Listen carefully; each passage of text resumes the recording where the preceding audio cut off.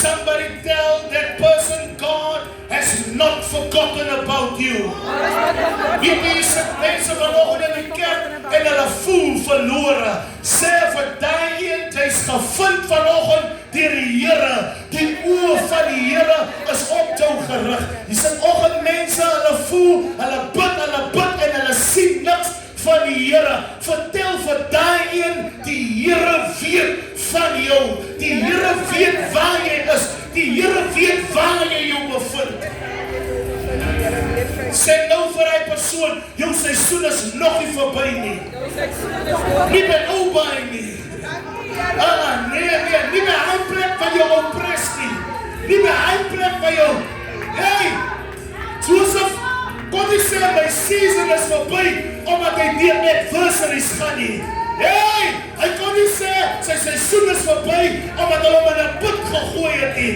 En bereid jy moet vir jouself sê, al is ek in die put, my seisoen is nie verby nie. Al is ek in die omstandighede, my season is not over. Ek hoor dit jou dit verklaar nie. Sê het vir iemand agter jou. Roep het uit in die atmosfeer. One more time, tell somebody, my season is not over. What God finished, He will start it.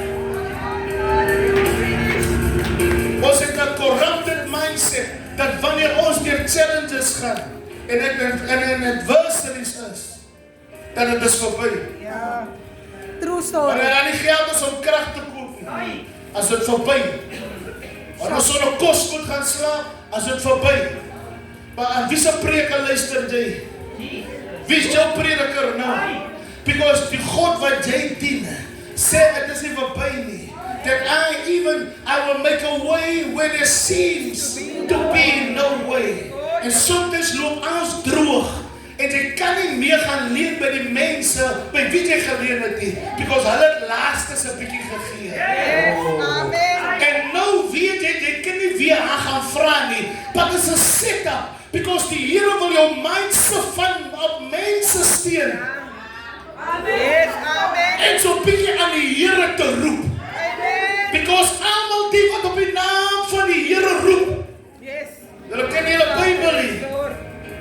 Hy sê my oor is met dit. Zwaar om te luister. En soms moet jy allow God dat die mense die deure in jou gesig toegooi. Yes, Sodat amen. daar niks meer resources hier is nie. En jy weet dat die volgende jaar kom van die Here.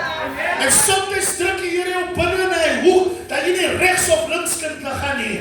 But David sê, I will lift up my eyes to the hills. Baie mense vanoggend het hills, so allow me to explain the difference between a hill and a mountain. The hill vir David is 'n baken, because as hy die hills het, kan hy nie sy kop. Because elke keer as jy 'n hill kry, dan moet ek opkyk om oor hom te loop. But die hill is geposisie sodat ek my kop kan optel en die berge kan sien. God het jou nie geroep om by hills te stap nie. Die hills is net die object wat jou vat van die een plek.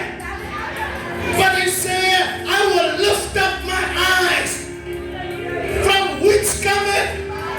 Hy sê nie sy help kom van die hills nie, maar die hills is daar om my focus van die grond af, sodat my kop en my eyesight level kan wees.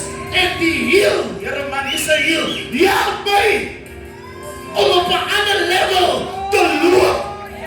Ja, Here Jesus, die hiel, help my om op 'n ander hoogte te kom. As die mense wat hiels in hulle lewe het, sê vir iemand, klim my hiel, because die hiel gaan jou bring by jou man